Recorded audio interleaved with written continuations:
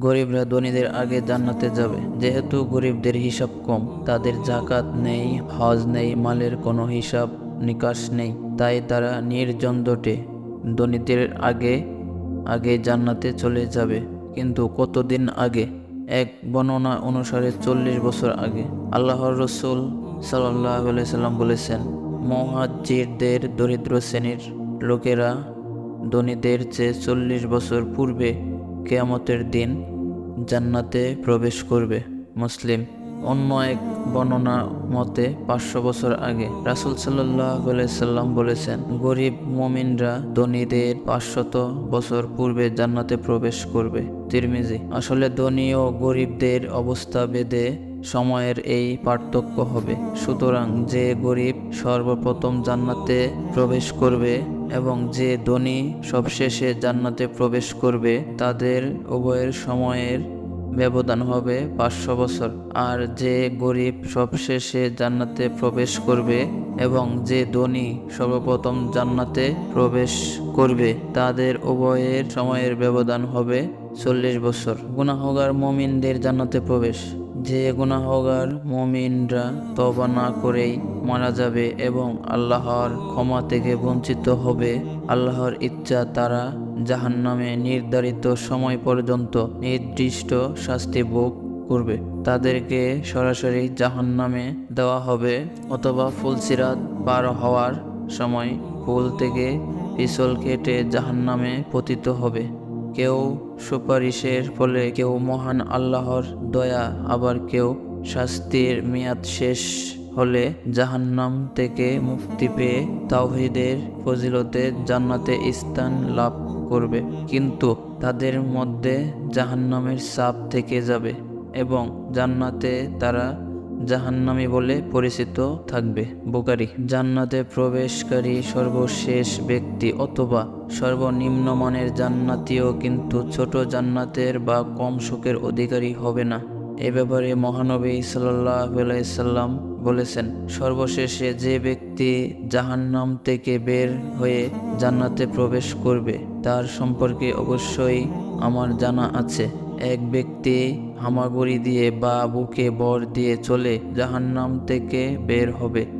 তখন আল্লাহ আজ্জা ওয়া জাল বলবে, যাও জান্নাতে প্রবেশ করো। সুতরাং সে জান্নাতের কাছে এলে তার ধারণা হবে যে জান্নাত পরিপূর্ণ হয়ে গিয়েছে। ফলে সে ফিরে এসে বলবে, হে প্রভু, জান্নাত তো পরিপূর্ণ দেখলাম। আল্লাহ আজ্জা ওয়া জাল বলবে, যাও জান্নাতে প্রবেশ করো। তখন সে জান্নাতের কাছে এলে তার ধারণা হবে যে জান্নাত তো ভরে গেছে। তাই সে আবার ফিরে এসে বলবে, হে প্রভু, জান্নাত তো ভর্তি দেখলাম। তখন আল্লাহ আজ্জা ওয়া জাল বলবে, যাও জান্নাতে প্রবেশ করো।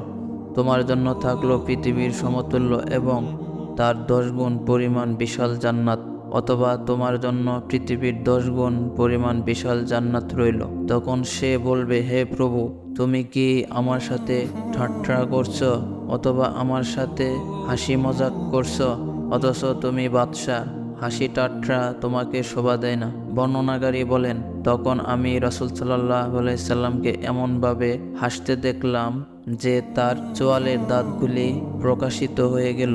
তিনি বললেন, এ হলো সর্বনিম্ন মানের জান্নাতি। বুখারী মুসলিম। এই জান্নাতি যখন জান্নাতের বাসস্থানে প্রবেশ করবে তখন তার 2টি হুরি স্ত্রী তার নিকট এসে বলবে, সেই আল্লাহর প্রশংসা যিনি তোমাকে আমাদের জন্য এবং আমাদেরকে তোমার জন্য বাঁচিয়ে রেখেছেন।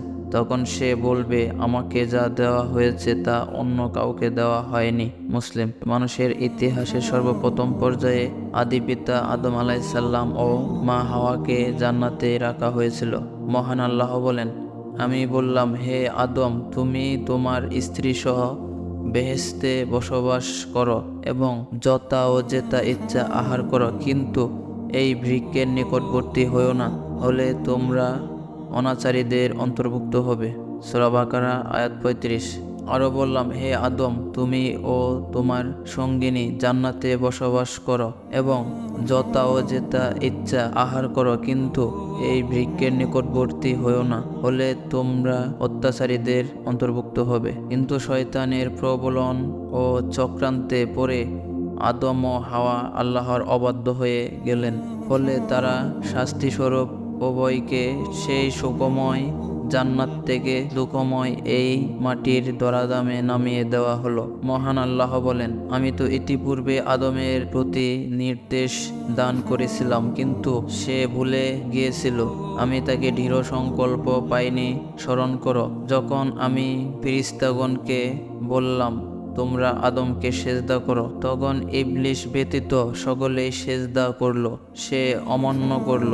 অতঃপর আমি বললাম, হে আদম, এ তোমার ও তোমার স্ত্রীর শত্রু, সুতরাং সে যেন কিছুতেই তোমাদেরকে জান্নাত হতে বের করে না দেয়, দিলে তোমরা কষ্ট পাবে। তোমার জন্য এটাই থাকলো যে তুমি জান্নাতে ক্ষুধার্ত হবে না এবং নগ্ন হবে না, সেখানে পিপাসার্ত হবে না এবং রৌদ্র ক্লিষ্ট হবে না। অতঃপর শয়তান তাকে কুমন্ত্রণা দিল। সে বলল, হে আদম, আমি কি তোমাকে বলে দেব অনন্ত জীবন প্রদ বৃক্ষ ও অক্ষয় রাজ্যের কথা? অতঃপর তারা তা হতে ভক্ষণ করল। তখন তাদের লজ্জাস্থান তাদের নিকট প্রকাশ হয়ে পড়ল এবং তারা উদ্যানের বৃক্ষপত্র দ্বারা নিজেদেরকে আবৃত করতে লাগলো। আদম তার প্রতিপালকের অবাধ্য হলো, ফলে সে পথভ্রষ্ট হয়ে গেল।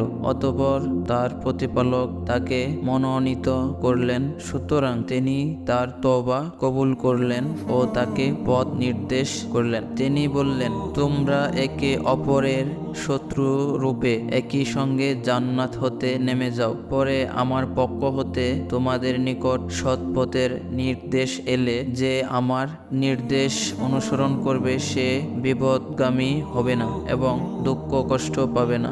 সূরা তাহা আয়াত 115 হতে 123।